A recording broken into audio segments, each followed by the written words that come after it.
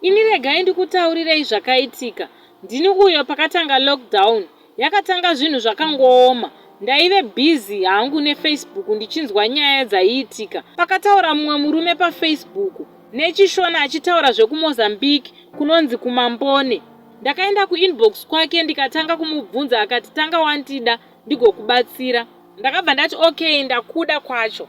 Akakumbira nhamba dzangu ndikamupa. Tikatanga kutaura kuWhatsApp.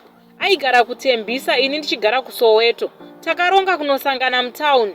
Takasangana paMTN zvedu. Tikagara muRomance Pizza tichikurukura. Iye ndiye akatenga pizza yacho. Zvaakataura zvakandifadza nokuti ndozvandaida chaizvo muupenyu hwangu. Nokuti nhamo yange yandinzwisa. Hapana chandaibata chaibuda chero mari zvayo. Takawirirana zverudo uye akavimbisa kuti achandibatsira pane zvandaida. Taitaura pafoni kuti tozoenda rini kuMozambique. Day 1 akafona akati ndine good news. Ndikati chii? Akati munhu wewo kuMozambique ava muno kuSprut. Akabva ati but tanga wararawo neni ka1 zvako. Ndikati ingokumbira mushe kwete kundinyebera. Akati ndiri kurevesa. Akabva ati jokes zvangu ndichakupa nhamba utaure naye. Ndikati ndipe. Ndakabva ndapiwa nhamba dzacho. Zvadaro akafona kumunhu uye aive munhukadzi. Ndikataura zvandinoda akati tumira picture. Hana yakarova ndikati ameno chero zvazvaita. Ndakatumira pikiriya akaisa voice note achiseka. Ndakashaya kuti kochi futi aitaura chiZulu chakabenda. Akati unoda hako mari chete and unoda kuva nemota nemabhizinesi ako. Ndikati asi bhangu uya ndiye amuudza kani. Ndakabvunza pasina kana mhinduro. Ndakati hongu. Akabva anditi une 500 rands here. Ndikati zvikanzi isa muhandbag mako nemazai 2 irare iri imomo wozoitumira kwandiri neShoprite. Nechemwoyo ndikati ndokungodyirwa mari uko. Ndakaita sekudaro kuseni kuya. Ndakati nditarise mari iye wanike mari irimo mazai hamuna. Hana yakarova. Tozvida hedu zvinhu zvekuromba izvi but you must be strong. Ndakamira kudaro. Ndakatarisa handbag kuti ko mazai aendepi. Ndakanzwa koya kurira. Wanike ndiye. Akati usatya hako. Vana vangu vatora mazai ndokudya kwavo kuti vatange basa. Mai we ndakatarisa pasi nemudenga kuti pamwe vana tula vavemo mumba iko kutya hako.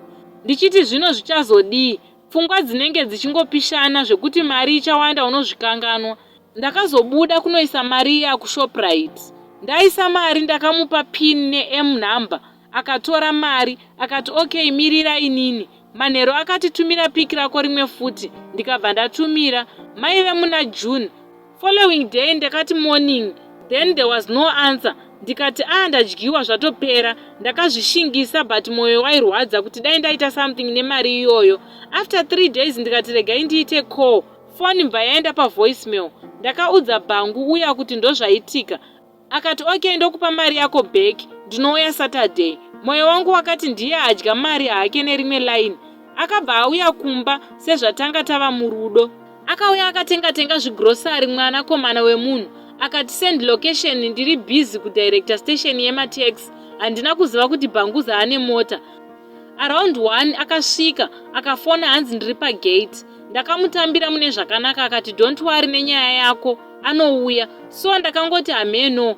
Ndakapiwa 2000 rands zvikanzi rent nekurukwa chikafu icho. Ini thanks. Akagara 3 hours akati ndakuenda. Kana kundibata dzaive nyaya chete mumba imomo. Rudo rwakava rwepafoni. Mavideo call zvainakidza kani. Data ndaitengerwa daily ne100 rands. Ndakanganwa zvambuya vaenda vamurudo.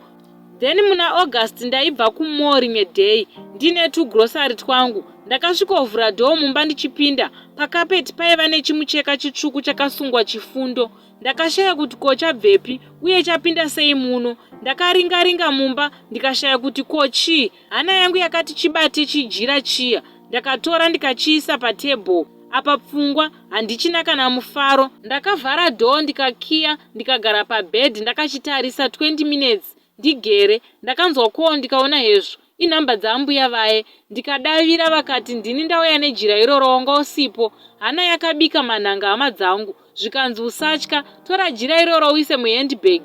Ugotsvaga kachikwama kadiki kanokwana jira iroro chogara muhandbag. Ndikati okay. Ndagara paye ndakarara hangu. Ndikaudza bhangu akati okay. Usiku uho ndakakasira kubatwa nehope. Ndakabva ndarota mbuya vaya vachindipa mazimari akazara bhegi. Ndikatenda chose, zvikanzi start your business now. Chijira chienda inzi ndinofanira kuchinyika mumvura, ndomwaya pandinoshandira, ndonika ndodzorera mubhegi. Not every day but apo neapo. Ndakati pepu zvekuvhunduka. Ndichibuda masiriri, ndakatarisa pakapeti wanike pane mazimari, hope dzakapera, ndakashaya kuti ndobata papi. Manheru iwayo vakafona mbuya vaye zvikanzi, usati washandisa mari iyi, ndinoda ropa rako rechigunwe chihombe chekuraiti.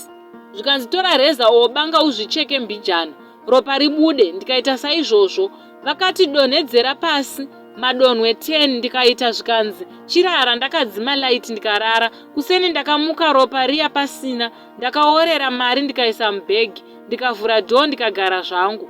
Vakabva vafona futi around 10 zvikanzi shandisa mari yako. Vakati yavo vanozoitora. Ndakatanga kufunga zvokuti ndinotenga chiine mari ndichifara. Ndakaita business September, October, November, December. Vakati chindipa yangu 20,000. Ndikabva ndavapa. Maiwe ndakabva ndafara kufarisisa chaiko. Apa uku nemukomana uya tichingori murudo zvedu. January ndadzoka kuZimbabwe.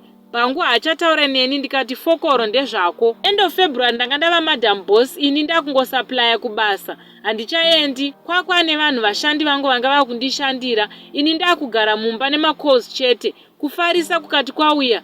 Ini uyo kumovie neumwe mukomana kunodya mari tichifara kumaponya kuSoweto. Taimwa doro zvese nekudya nyama chichi. Zvanyanya, gogo vaya vakauya kuhope vakati wakufarisa calm down.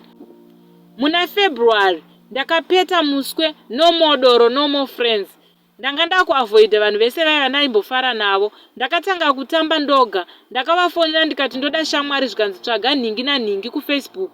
Wawaidanana naye 4 years ago. Ndafunga zvakawanda. Ndikati Mariko wandakambodanana naye ambouyi. Ndakazvinyararira ndikati beta ndogara ndisina hangu mukomana. Muna Machi ndakaona hai kuFacebook. Ini yezvo ndovaya vekare kare vaya vandaimbodana navo. Zvikanzi can we meet? Ndikati kupi? Zvikanzi uya kuno kubasa. Saka takabva tadzokerana nemurume uya. Taxi driver wangu tiri murudo. Ameno zvichauya mberi, pamwe tinozodzoka futi nenhoroondo.